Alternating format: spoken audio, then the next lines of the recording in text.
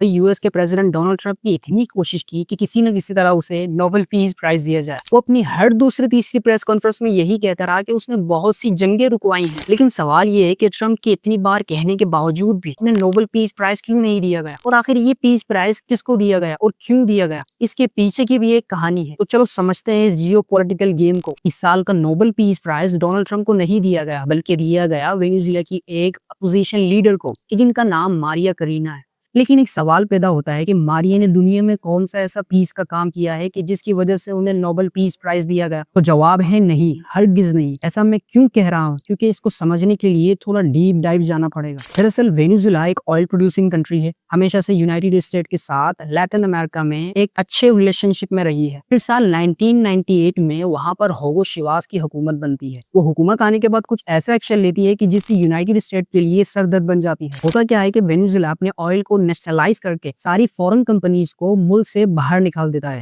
और अपने ताल्लुकात को रशिया की तरफ झुका देता है। रशियन फोर्स का वैगनार ग्रुप अब भी वेनेजुएला में उनकी गोल्ड माइंस को प्रोटेक्ट करता है। फिर चीन भी अपनी इन्वॉल्वमेंट वेनेजुएला में बढ़ाता है। चाइना वेनेजुएला का 119 बिलियन का कर्ज ऑन करता है और उसे एक टेस्टिंग ग्राउंड बनाता है अपने बेल्ट एंड रोड इनिशिएटिव के लिए। जब यूनाइटेड स्टेट्स को ये सारी जियोपॉलिटिकल होती हुई दिखाई देती है, तो पता है वो क्या कहता है? वो कहता है कि मैड्रो की हुकूमत तो एक डिक्टेटरशिप है और वेनेजुएलन लोगों को डेमोक्रेसी की जरूरत है, यानी वही डेमोक्रेसी का चूरन जो उसने पूरी दुनिया में बेचा था। और वेनेजुएला की जो अपोजिशन लीडर है मारिया करीना, जो डेमोक्रेसी के लिए आवाज उठाती है, उसे नोबेल पीस प्राइज से नवाज देता है। नोबेल पीस प्राइज को इस्तेमाल किया गया जियोपॉलिटिक्स के लिए, ताकि वेनेजुएला में मैड्रो की हुकूमत को खत्म किया जा सके। मारिया जो डेमोक्रेसी के लिए सड़कों पर रैलीज निकालती है, उसको बूस्ट किया जा सके। वेनेजुएला के अंदर एक रेजीम चेंज किया जा सके ताकि उनका ऑयल कंट्रोल किया जा सके।